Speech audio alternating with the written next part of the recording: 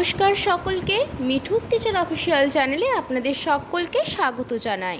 আশা করি আপনারা যেখান থেকে আমার এই ভিডিওটি দেখছেন আপনারা সকলে ভালো আছেন এবং সুস্থ আছেন। আজকে আপনাদের সাথে শেয়ার করে নেব সন্ধ্যেতে এই বৃষ্টিমুখর দিনে মুখরোচক কিছু স্ন্যাক্স চায়ের সাথে খাওয়ার জন্য মুচমুচে পাকোড়ার রেসিপি। কিন্তু যা দিয়ে এই পাকোড়াটা বানানো, যারা শাক খেতে পছন্দ করে না তারাও কিন্তু চেটেপুটে খাবে। তাহলে চলুন রেসিপিটি শুরু করা যাক। তার জন্য প্রথমে একটি বোলের মধ্যে আমি এখানে 1 বাটি মুসুরির ডাল ভালো করে জল পাল্টে পাল্টে ধুয়ে নেব। আমি এখানে যতটা পরিমাণে পাকোড়া বানাবো তার জন্য কিন্তু এখানে 1 বাটি পরিমাণ মতো মুসুরির ডাল নিয়েছি। এরপরে আপনারা যদি বেশি পরিমাণে বানান সেই ক্ষেত্রে ডালের ব্যবহারও কিন্তু বেশি হবে। 2 থেকে 3 বার আমি জল পাল্টে পাল্টে ডালটাকে ধুয়ে নেওয়ার পরে আমি এখানে জল দিয়ে ডালটাকে ভিজিয়ে রেখেছিলাম প্রায় 2 থেকে 3 ঘন্টা মতো। 1 ঘন্টা মতো ভিজিয়ে রাখলেও হবে, তবে যত বেশি সময় ভিজিয়ে রাখা যাবে ডালটা খুব সুন্দরভাবে ভিজলে তবে কিন্তু টেস্টটা খুব ভালো আসে পাকোড়াগুলোর। এখানে কিন্তু ডালটা খুব ভালো মতো আমাদের এখানে ভিজে গিয়েছে, আপনাদেরকে দেখিয়ে দিয়েছি ভিডিওতে। তারপরে জল ঝরিয়ে নিয়ে অল্প পরিমাণ লাস্টে জল দেব, পুরো জলটা কিন্তু এখানে ব্যবহার করা যাবে না, নাহলে কিন্তু ডালের পেস্টটা ভীষণ পাতলা হয়ে যাবে। জলটাকে প্রথমে ঝরিয়ে নিয়ে মিক্সিং জারের মধ্যে ডালটা দিয়ে দিয়েছি। এরপরে আমি এখানে সামান্য পরিমাণ জল দিয়ে একদম থকথকে একটা পেস্ট তৈরি করে নিয়েছি। একদম অল্প পরিমাণে আমি জল দিয়েছিলাম এখানে, সেটা না দিলেও চলবে। যদি আরও বেশি পেস্টটাকে গাঢ় করতে চান তবে আমি এখানে একদমই 2 থেকে 3 চামচের মতো জল ব্যবহার করেছিলাম।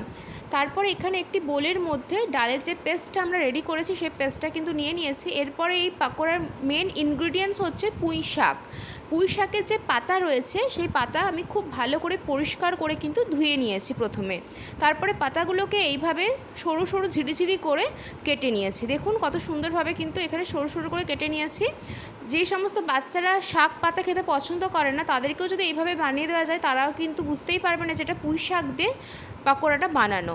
খুব সুন্দর করে কিন্তু আমি এখানে ডালের মধ্যে পুঁই শাকের কেটে রাখা পাতাগুলো দিয়ে দিয়েছি। তারপরে দিয়েছি একটা বড় সাইজের কোচানো পেঁয়াজ, 5 থেকে 6টা কোচানো কাঁচা লঙ্কা, ঝাল যে যেমন খেতে পছন্দ করবেন সেই মতো এখানে দেবেন।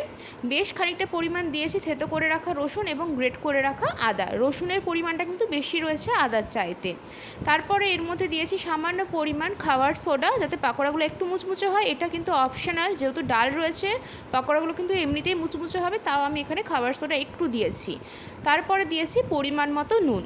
ব্যাস, আর কোনো কিছু দিতে প্রয়োজন হবে না। আর কোনোভাবেই কিন্তু এখানে জল দেবেন না, এখানে জলের একদমই কোনো প্রয়োজন নেই। একদম থকথকে কিন্তু একটা ব্যাটার রেডি হবে এটাকে, এবং খুব ভালো করে হাতে করে কিন্তু মাখিয়ে নিতে হবে। কোনো হাতার সাহায্যে বা চামচে করে মাখালে কিন্তু চলবে না, হাতে করেই খুব ভালো করে মাখানো যায় এবং হাতে করেই মাখাতে হবে, নাহলে কিন্তু পাকোড়াগুলো ঠিকমতো মাখানো হবে না। আর ডালটা যে পেস্ট করা হয়েছে, কোনোভাবে যদি ডালের কোনো দানা অংশ থেকেও থাকে কোনো অসুবিধে নেই। আপনাদেরকে পাকোড়ার টেক্সচারটা দেখিয়ে দিচ্ছি যে ব্যাটারটা আমরা রেডি করেছি। এরপরে যেহেতু পাকোড়াগুলো ডুবো তেলে ভাজা হবে সেই জন্য কড়াইয়ের মধ্যে বেশ খানিকটা পরিমাণ রিফাইন্ড অয়েল আমি গরম করতে এখানে বসিয়ে দিয়েছি। তেলটাকে ভালো করে ধোঁয়া ওঠা পর্যন্ত গরম করে নিতে হবে। তেলটা যখন খুব ভালো করে গরম হয়ে যাবে ঠিক সেই পর্যায়ে গ্যাসের ফ্লেমটা একদম লোতে রেখে পাকোড়াগুলো ছোটো ছোটো আকারে আমি এখানে দিয়ে দিচ্ছি।